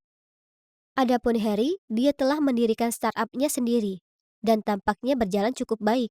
Namun kemudian pada suatu hari yang cerah, aku sedang dalam perjalanan untuk menjemput Birdie dari sekolah, ketika seseorang yang aku kenal berjalan di sampingku. Hei, ini hari yang menyenangkan kan? Harry, apa yang kau mau? Lihat, kuakui pada awalnya, aku hanya memanfaatkanmu untuk membatalkan pertunanganku dengan Rachel. Tapi kemudian, aku menginginkanmu dan Birdie dalam hidupku. Aku mencintaimu, Zoe. Ayo pulang bersamaku. Lihatlah mereka menggoda, sungguh merusak pemandangan. Tapi, jangan salah. Percayalah, ini bukan keluarga yang bahagia. Wanita itu bukan ibuku. Dia Rochelle, pembantu rumah tangga kami. Aku ulangi, pembantu rumah tangga. Tapi sepertinya dia ingin menjadi ibu tiriku. Kami hanya mempekerjakannya karena setelah ibuku meninggal, ayah dan aku berjuang mengatasi kesedihan kami dan juga kecanggungan kami, jadi merapikan rumah tidak menjadi prioritas. Menurutku Rochelle adalah seorang pelayan yang baik, tidak dapat disangkal bahwa dia membersihkan rumah dengan sangat baik dan masakannya enak. Namun, baru-baru ini aku memperhatikan bahwa dia selalu memasak makanan favorit ayah. Selain itu, mereka tertawa dan saling menggoda dan terus-menerus saling memberikan tatapan mesra. Hari ini, dia bahkan mengeluarkan sapu tangannya dan dengan penuh perhatian menyekadahi ayahku yang berkeringat. Dia pikir dia siapa? Dia pasti ingin menghipnotis ayah. Jika dia pikir dia punya tempat di rumah ini, dia benar-benar salah. Aku perlu melakukan sesuatu mengenai hal ini. Aku harus segera berbicara dengan ayah. Ayah, ibu belum lama meninggal, tapi sepertinya kamu sudah menyiapkan penggantinya. Bukankah cukup menyakiti ibu dengan berhubungan kembali dengan mantanmu tepat sebelum dia meninggal? Apa maksudmu penggantinya? Brittany, kamu bersikap kekanak-kanakan dan tidak masuk akal. Aku tidak tahu dan aku tidak peduli. Tapi aku ingin Rochelle segera keluar dari rumah kita. Dia pasti sedang mencoba mendapatkan sesuatu darimu. Oke, baiklah. Jika kamu memaksa, tapi pastikan kamu temukan pembantu rumah tangga penggantinya. Jadi ternyata mencari pembantu baru yang sebenarnya bagus hampir tidak mungkin. Lusinan orang datang untuk mencoba, tetapi tidak ada dari mereka yang perhatiannya seperti Rochelle. Oke, bagaimanapun juga, kami masih membutuhkan pembantu. Jadi dengan berat hati aku membiarkan Rochelle tinggal sampai aku menemukan seseorang yang baru. Ini tidak berarti aku akan membiarkan kekesalanku padanya berlalu begitu saja. Aku memutuskan bahwa ketika aku terjebak di rumah yang sama dengannya, sebaiknya aku mengerjainya untuk melampiaskan amarahku. Ketika dia memutuskan untuk memasak, lagi, sup ayam mewah yang sangat disukai ayahku. Aku dengan baik hati menambahkan sedikit garam untuk membuatnya lebih gurih. Tapi entah kenapa, ayahku tetap memuji makanan lezatnya. Dia pasti menyanjungnya, kan? Jadi, aku mencobanya sendiri. Apa? Bagaimana bisa dia melakukan itu? Rasanya luar biasa. Di lain waktu, aku meniru trik yang aku lihat di TikTok dengan menempelkan lapisan bungkus makanan di pintu Rochelle, lalu bertindak seolah-olah ada keadaan darurat. Cepat! Opennya mengeluarkan suara-suara aneh, sepertinya ada sesuatu yang terbakar. Rochelle segera berlari keluar kamar dan, mau tak mau aku tertawa terbahak-bahak. Wajahnya sungguh lucu. Dia kemudian menatapku dengan bingung dan tersenyum tak berdaya. Kenapa wanita ini tidak pernah marah? Baiklah kalau begitu, mari kita tingkatkan. Aku memutuskan untuk memainkan trik pamungkas. Mengetahui bahwa Rochelle sangat takut pada kecoa, aku memotong bentuk kecoa dari kertas dan meletakkannya di balik kain lampu malamnya. Malam itu, aku sedang tertidur ketika mendengar teriakan nyaring. Ah! Dari kamar Rochelle. Ya, berhasil. Tapi dia sangat ketakutan hingga dia pingsan. Ups, apa kalian tahu hal apa yang paling menyebalkan? Bahkan setelah semua masalah yang kutimbulkan padanya, Rochelle masih tetap sangat manis padaku. Dia selalu menawariku kue dan menanyakan tentang hariku dan hal-hal lainnya. Kurasa dia sedang mencoba memainkan peran sebagai seorang ibu dan aku sama sekali tidak menyukainya. Dia tidak bisa membodohiku. Aku tahu dia hanya menerimaku untuk menyenangkan ayahku. Terima kasih kepada Rochelle, aku bahkan tidak pernah bisa merasa nyaman, bahkan di rumahku sendiri. Namun baru-baru ini, seseorang yang sangat spesial telah datang ke dalam hidupku dan mencerahkan suasana hatiku. Itu sepenuhnya kebetulan. Hari itu, hujan turun deras, sehingga genangan air di mana-mana. Aku sedang dalam perjalanan pulang dari toko kelontong ketika sebuah mobil melaju lewat. Aku pikir aku akan mendapatkan mandi gratis. Tapi tiba-tiba, sebuah lengan menarikku ke belakang dan melindungiku dengan tubuhnya. Seperti di film romantis, berdiri di sana seorang anak laki-laki, basah kuyup, menanyakan apakah aku baik-baik saja. Dia benar-benar membuatku terpesona. Kami berjalan bersama sebentar, dan dia memberitahuku kalau namanya Chris, dan dia tinggal di lingkungan sebelah. Itu dia. Aku harus membuat Chris terkesan dan juga berterima kasih kepadanya karena telah membantuku. Jadi, setelah berpikir matang-matang, aku memutuskan untuk membuatkan dia kue. Aku pernah melihat Rochelle memanggang sebelumnya. Kelihatannya mudah sekali. Jadi aku membuat satu dan memberikannya kepada sahabatku Sue untuk dicoba. Tapi dia meludahkannya dan berkata, menjijikkan. Aku dengan sedih duduk di dapur, menatap kueku yang menyedihkan dan bertanya-tanya di mana kesalahanku. Saat itulah Rochelle masuk ke dapur. Tapi aku kaget. Bukannya menertawakanku, dia malah menepuk pundakku. Kemarilah, kuajari memasak. Rochelle adalah juru masak yang baik, jadi bodoh sekali jika aku tidak belajar darinya. Tapi tidak berarti aku menyukainya, aku hanya ingin memenangkan hati kekasihku. Jadi setelah itu, setiap hari sepulang sekolah, Rochelle memberiku pelajaran memasak.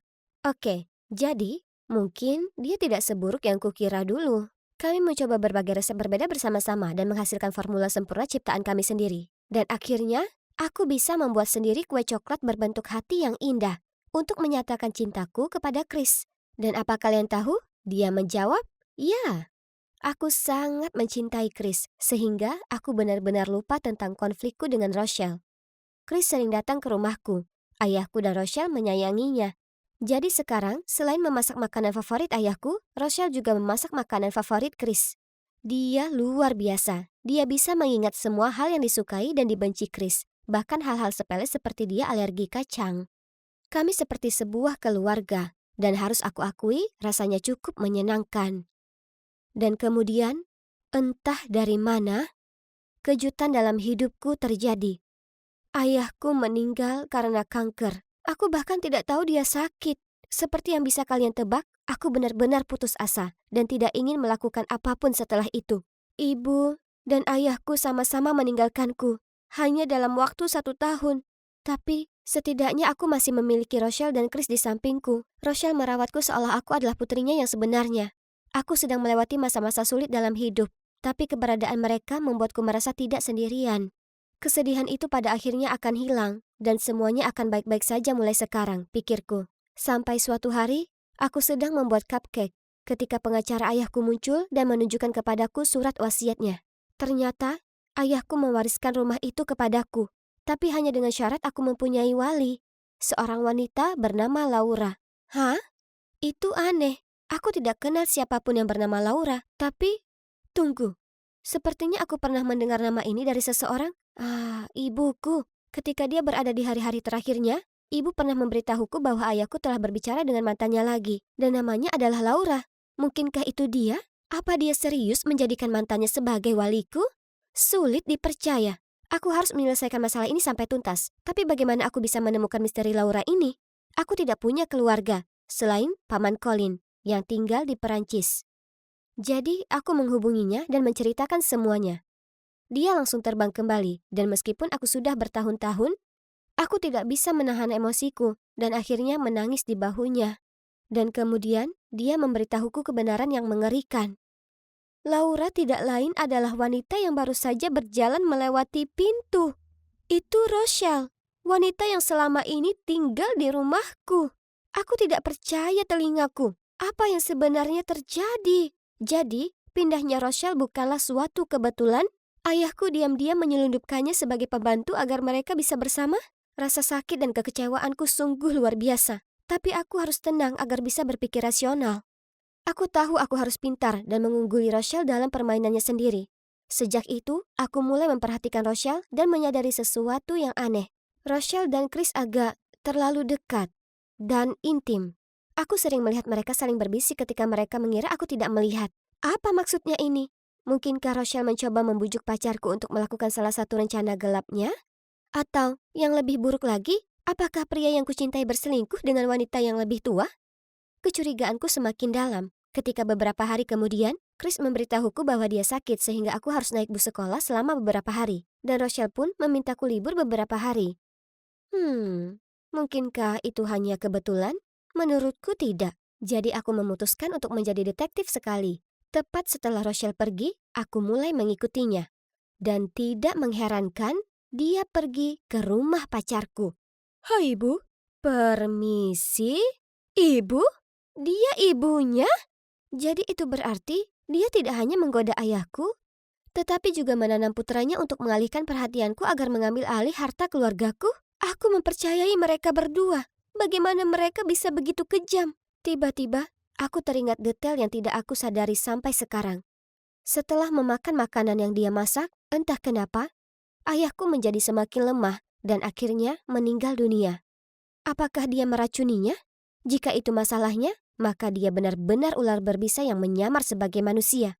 Aku langsung putus dengan Chris dan memecat Rochelle, lalu pulang dan menceritakan semuanya pada Paman Colin. Setidaknya aku punya dia di sisiku. Sekarang yang perlu kita lakukan adalah menyangkal hak asuhnya atas properti tersebut. Akan kuurus semuanya. Kau hanya lakukan apa yang kukatakan. Kemudian, Paman Colin membantuku menyiapkan tuntutan hukum terhadap Rochelle dan putranya atas tuduhan penipuan. Mereka berdua akan membayar harga atas apa yang mereka lakukan terhadap ayahku dan aku. Oh, tapi masalahnya, sekarang Rochelle tidak tinggal di sini. Rasanya begitu kosong. Aku sangat marah padanya, tapi aku juga mendapati diriku merindukannya juga. Aku mencintai dan mempercayainya. Begitu pula Chris. Dan perasaan seperti itu tidak hilang begitu saja dalam semalam. Tapi saat aku masih memikirkannya, ada pengacara. Lagi. Dan dia ditemani oleh Paman Colin. Apa yang terjadi sekarang? Nyonya Brittany Jensen dengan ini mentransfer seluruh tanah milik 25 Oakwell House kepada Tuan Colin Jensen, sebagaimana ditandatangani oleh kedua belah pihak. Hah? Ditandatangani? Kapan aku menandatanganinya? Aku merampas kertas itu dan berteriak, penipuan! Aku tidak pernah melihat kertas ini.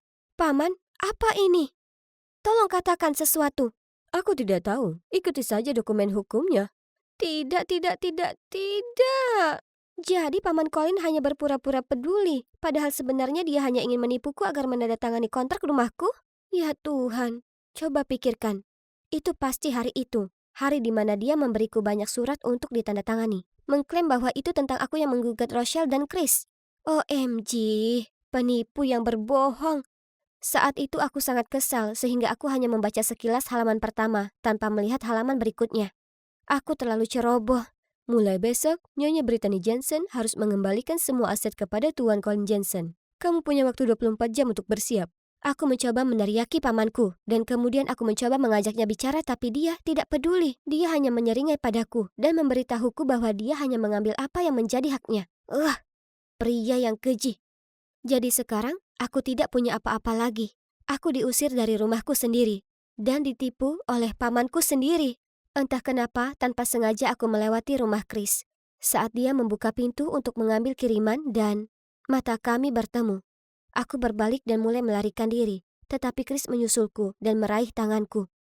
Bahkan setelah perlakuan burukku terhadap mereka berdua, Rochelle dan Chris masih mengundangku masuk dan membuatkanku makan malam. Dengan malu-malu aku memberitahu mereka apa yang terjadi. Lalu Rochelle menceritakan semuanya padaku. Ternyata ayahku mengetahui bahwa dia mengidap kanker beberapa waktu yang lalu.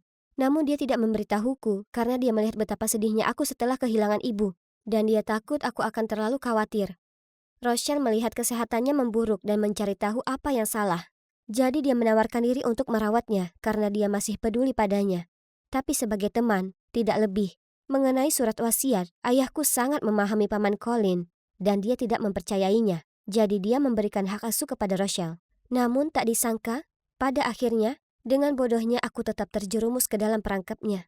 Mengenai Chris, aku benar-benar tidak tahu kalian berdua mengenal satu sama lain sampai kamu membawanya ke rumah. Tapi saat itu, aku tidak mau mengaku bahwa aku adalah ibunya dan mempengaruhi hubungan kalian. Maafkan aku, Brittany. Brit, tolong tetap di sini bersamaku dan ibu. Kita akan melewati masa sulit ini bersama, oke? Benar, sayang. Apapun yang terjadi, kami tidak akan pernah meninggalkanmu. Aku minta maaf. Aku salah memahami kalian berdua. Tidak apa-apa, semuanya akan baik-baik saja mulai sekarang. Kamu tidak perlu melakukan ini sendirian. Ya, setiap manusia punya harinya masing-masing. Ini tidak salah. Hidupku kini tidak seperti kehidupanku yang kaya sebelumnya. Tapi aku memiliki sesuatu yang tidak dimiliki oleh pamanku yang licik dan rakus, yaitu orang-orang yang mencintai dan peduli padaku. Apa yang dilakukan pamanku salah, dan Rochelle serta Chris membantuku mengajukan kasus hukum terhadapnya.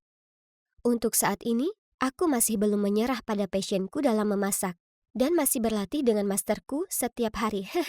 Dan tahukah kalian, aku baru saja memenangkan hadiah pertama di kompetisi memasak kota. Benar, sebaiknya aku pergi, karena aku punya rencana memasak besar untuk Rochelle dan... Aku berdiri di sini di hadapan kalian semua, mengenang kembali warisan 4 tahun yang telah kita buat bersama. Apakah kalian melihatnya? Gadis dalam gaun wisuda yang memberikan pidato luar biasa itu?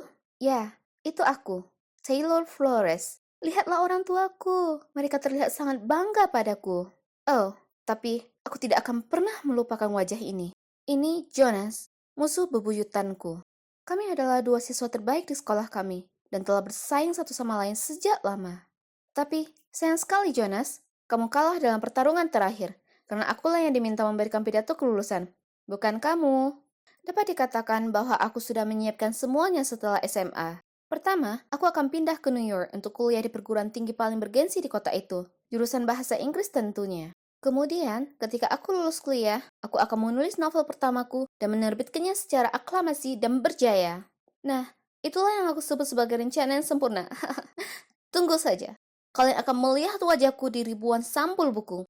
Waktunya Taylor Flores telah tiba. Aku ingin halaman-halaman itu selesai paling lambat hari Jumat. Jika tidak, bersiaplah untuk pemotongan gaji bulan ini. Aku benci deadline.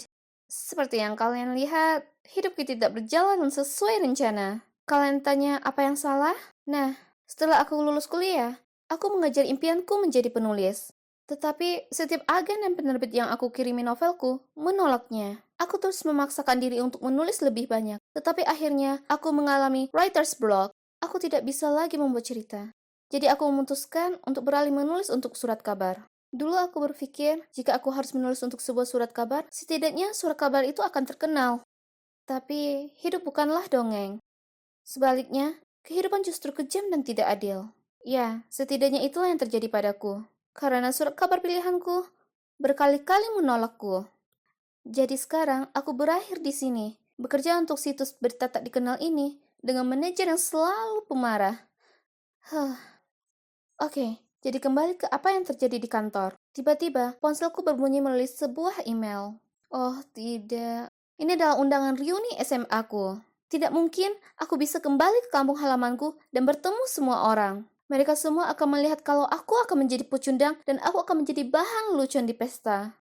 Semua skenario terburuk terlintas di benakku, hingga ada telepon dari Amalia, sahabatku sejak SMA. Dia bertanya padaku apakah aku akan datang dan aku memberitahunya tidak akan pernah dalam sejuta tahun. Jika kamu tidak datang, maka semua orang akan berasumsi bahwa kamu gagal dalam hidup dan kamu terlalu malu untuk datang. Jadi, hal terbaik yang bisa kamu lakukan adalah datang reuni dan tetap semangat. Astaga, Amalia ada benarnya dan pandai membujuk orang lain. Tak heran dia sekarang menjadi pengacara.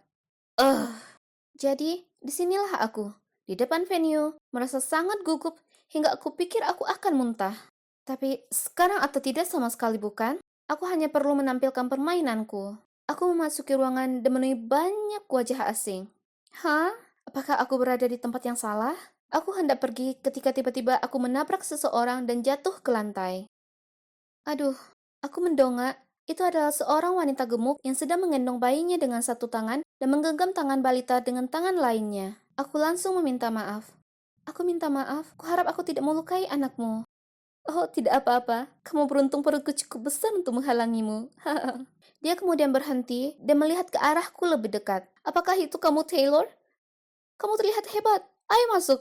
Pestanya baru saja dimulai. Tunggu, dia mengenalku? Tapi siapa dia? Aku kira dia memang terlihat familiar. Mungkin aku harus menunggu Amalia dan bertanya padanya, karena dia terus berhubungan dengan sebagian besar teman sekelas kami. Aku melihat sekeliling, mencoba mencari seseorang yang familiar untuk diajak ngobrol, Tapi astaga, kenapa susah sekali? Tapi kemudian aku melihat seorang wanita yang memiliki rambut pirang panjang yang indah, dan aku langsung tahu siapa orangnya. Jessica, gadis paling cantik dan populer di SMA, dan kapten tim pemandu sorak. Aku berjalan ke arahnya, dan kami mulai mengejar ketinggalan. Kami banyak mengobrol dan dia sangat lucu. Aku tidak ingat dia begitu lucu. Ya Tuhan, kamu lucu sekali, Jess. Hey, Jessica! Aku mendengar Amalia berteriak. Aku melihat ke arahnya, dan dia berjalan menuju orang lain. Itu adalah wanita gemuk yang tadi. Jadi, dia Jessica? Ya ampun, dia pasti banyak berubah. Tapi, kalau itu Jessica, lalu siapa ini? Syukurlah, aku tidak menyebutkan namanya sebelumnya. Aku pamit dari orang misterius ini, lalu berbisik ke Amalia, menanyakan siapa wanita yang aku ajak bicara itu. Aku juga tidak tahu kenapa kita tidak bertanya langsung padanya. Dia kemudian melakukan hal itu. Wanita itu memberi kami senyuman lucu sambil berkata, "Coba tebak, apakah kamu Ashley? Bukan? Natasha? Salah. Tiffany? Negatif. Tunggu, apa kamu punya hubungan keluarga dengan Jack Miller? Kamu mirip sekali dengannya." Hampir benar. Astaga, dia tidak ada hubungan keluarga dengan Jack Miller karena dia adalah Jack Miller. Nah, sekarang dia adalah Jill Miller. Ternyata dia tidak pernah merasa nyaman menjadi laki-laki, sehingga setelah SMA dia menjalani operasi transgender. Wow, itu luar biasa. Aku merasa agak pusing, jadi aku pergi ke kamar mandi untuk menyegarkan diri. Dalam perjalanan keluar, aku melihat wajah yang tidak asing lagi. Itu adalah Luke, pria paling tampan di SMA. Dia memungut sampah dan membuangnya ke tempat sampah. Ah, pria yang baik. Kami ngobrol sebentar dan, ternyata dia bekerja di sini sebagai petugas kebersihan. Dialah yang merekomendasikan untuk mengadakan reuni di sini, dan dia membersihkannya semaksimal mungkin agar nanti tidak memakan banyak waktu. Serius? Siapa sangka? Aku kembali ke pesta dan melihat Amalia berbicara dengan seorang pria. Oh, siapa pria tampan ini? Amalia memberi isyarat padaku dan memperkenalkannya padaku. Aku tidak bisa mempercayai telingaku. Itu adalah Jonas, musuh bebuyutanku. Jonas, kurcaci gemuk dengan wajah penuh jerawat, kini mirip model Abercrombie dan Fitch. Jonas baru saja memberitahuku bahwa dia baru saja dipromosikan ke posisi yang lebih tinggi di perusahaannya. Sepertinya dia masih mempertahankan kebiasaan menyombongkannya. Beberapa hal tidak pernah berubah.